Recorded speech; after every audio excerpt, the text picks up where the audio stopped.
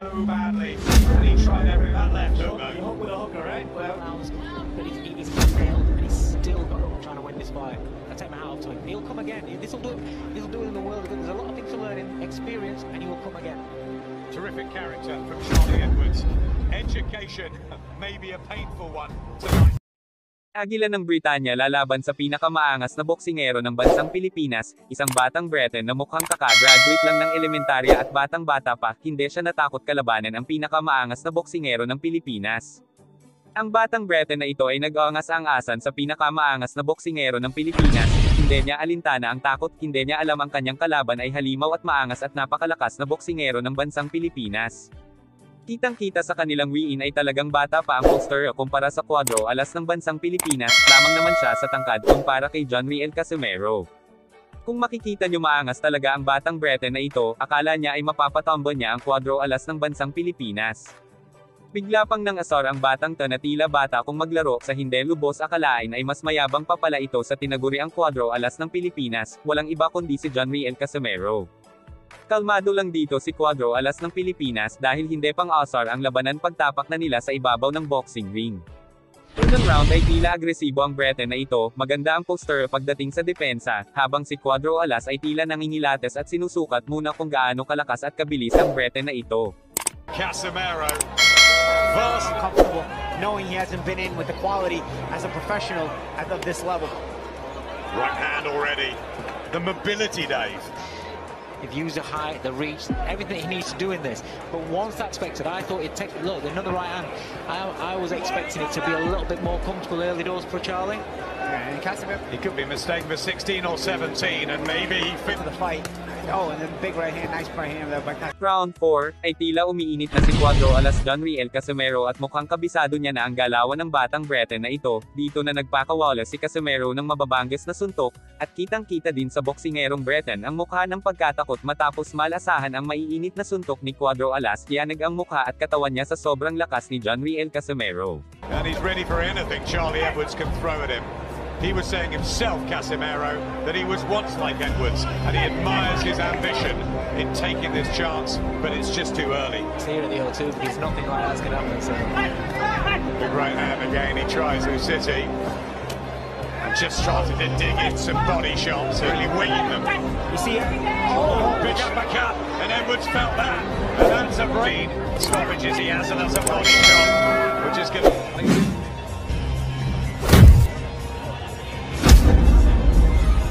Yeah, that's a fantastic uppercut he catches him with. Yeah. And he set him up. He noticed as Charlie kicks back and away, he dips down. And right there, he got up to back away the same way and then ripped that uppercut. I'll tell you what, Charlie Edwards showed a good chin to say that. That's one box that will take Yeah, it. That could have put him Because he dipped right into it. Yeah. Dipping right into the Clean. uppercut. He recovered really well. And Casimero knew that dip was coming. But the worrying thing for me, other than the uppercut, Edwards are getting caught with a lot of shots. Round 7, nakapasok ang solidong suntok ni Cuadro Alas sa bagitong, boksingerong Briton, na tila ramdam na ng Briton ang epekto ng malalakas na suntok ni Cuadro Alas, todo iwas at yakap na lang ang boksingerong Briton sa pinakamaangas na boksingero ng bansang Pilipinas. He's getting it now. What? He went Just to Amnat Ruarong in June last. It makes his way a little bit easier. A little bit of time ago by Steve Gray, but he's starting to just get through, and Edwards felt that.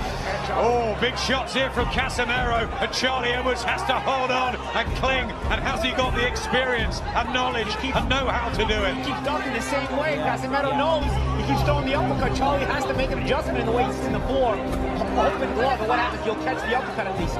Big hooks going in from Casimero, who feels he's more powerful, stronger, and in charge. Round 8, dito nalalabas ang pagkahalimaw ni Cuadro Alas, isang nakakatakot na Cuadro Alas, dahil kapag nanggigil na si Cuadro Alas sa kalaban niya at hindi na niya ito palalampasan, bawat bato niya ng suntok ay talagang solid at napakatalim na kapag ikaw ay matamaan ay tiyak eendahin ng katawan. Casimero was actually doing it to him there. Big right hand. It's another one. Oh, and he's just gripping down on that gum shield, Charlie Edwards. And all the out, but this is real, and this is world. Round 10, ang maangas na batang Briton na ito ay tila nakita ang sobrang dami ng stars kahit hindi pa ito nakatingala sa langit. Good right hand from Edward. You struggled when you were in that division. When I boxed, now Oh, beautiful walked into it. Straight into it, and he's hurt badly, and he tried everything. That left hook, You though. hook with a hooker, right? Well, they say don't hook with a hooker. You know, the thing is, he got up, he still got up from that shot. That shows, you know, what kind of kid this is. You know, he's had a rough few rounds, but he's been nailed, and he's still got up trying to win this fight. I take my hat off to him. He'll come again. This will do him in the world of good. There's a lot of things to learn in experience, and he will come again. Terrific character from Charlie Edwards. Education may be a painful one tonight, and he took that opportunity. And you've got to say that John Real Casimero did his job as champion. Very well to recover. He's brave. He gets to his feet. His legs have gone. He's been asked to walk forward. Steve Gray's giving him every opportunity. Every opportunity. Casimero wants to get on with it. There's over a minute left. Does he have the experience to hold? Can he recover from that? I don't think so. With his heart on his sleeve all night. It is not always that we win our first world title shot, but it doesn't mean you're not going to come back and win a world title again. Look at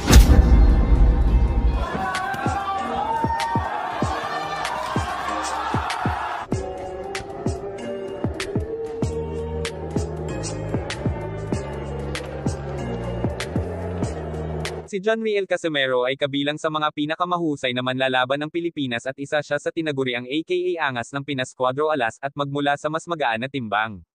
Ngunit sa kabila ng pagiging 2 beses na kampiyon sa mundo, gusto pa rin niya makilala sa mundo bilang or kabilang sa pinakamalakas na boksingero sa mundo ng boxing. Si John Riel Casimero ay sabik ng labanan kahit saan sa 3 mga malalakas sa boxing, ngunit takot daw sila makipaglaban kay John Riel Casimero. Ito ang mga boksingero na gustong-gusto ni John Riel Casimero na labanan. Si Luis Esteban Neri Hernandez ay pinanganak noong 12 ng Desyembre taong 1974, 29 years old. Ay isang Mexican profesional na boksingero. Siya ay isang two-weight world champion na humawak ng WBC at Ring Magazine bantamweight titles sa pagitan ng taong 2017 at taong 2018 at ang WBC Super Bantamweight title mula 2020 hanggang Mayo taong 2021. Mula noong Marso taong 2022, si Nery Luis Esteban ay nirerango bilang pang-4 na pinakamahusay na super bantamweight sa mundo. Isa siya sa pinakamalakas na boxer sa kasalukuyan. Si Luis Nery Esteban ay nagtataglay ng pambihirang lakas ng pangangatawan at angking talino pagdating sa labanan. Meron din siyang kahanga-hanga na self-discipline para maging isang malakas, kaya kung ikukumpara natin ang ating pambato na si John Riel Casimero ay match na match talaga sila. Ayon kay Casimero, gusto niya rin makalaban si Luis Nery Esteban para mapatunayan niya sa sarili niya at sa buong mundo na walang inaatrasan ang mga Pinoy pagdating sa labanan. Si Nonito Gonzales Donaire ay ipinanganak noong 16 ng Nobyembre taong 1982. Ay isang Pilipino-American profesional na boksingero. Siya ay humawak ng maraming kampyonato sa mundo sa 4 na klase ng timbang mula sa flyweight hanggang sa featherweight, at siya ang pinakamatandang boksingero sa kasaysayan na nanalo ng isang pamagat sa mundo ng bantamweight, pati na rin ang pagiging unang 3 beses na kampyon sa klase ng timbang na iyon. Nakahawak din si Donaire ng mga World Championship sa 3 magkakasunod na dekada, noong 2000s, 2010s at 2020s, bilang ika-6 na boksingero na nakagawa nito. Si Donaire ay may hawak na 9 na world title.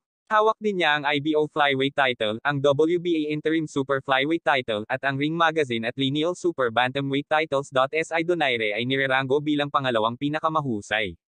Si Donaire ay sikat na kilala bilang The Filipino Flash dahil sa kanyang mabilis na bilis ng kamay at lakas ng suntok, at 2 beses na nagwagi ng The Rings Knockout of the Year Award, at isa si Donaire sa ilang piling boksingero sa Asia na nanalo ng mga titulo sa mundo sa hindi bababa sa 4 na weight classes, kasama ang kapwa Pilipinong sina Manny Pacquiao at Donnie Netty. Isa rin sa pinakamalakas at magaling na boksingero si Naoya Inoue. Si Naoya Inoue ay ipinanganak noong 10 ng Abril taong 1973, 30 years old, ay isang Japanese.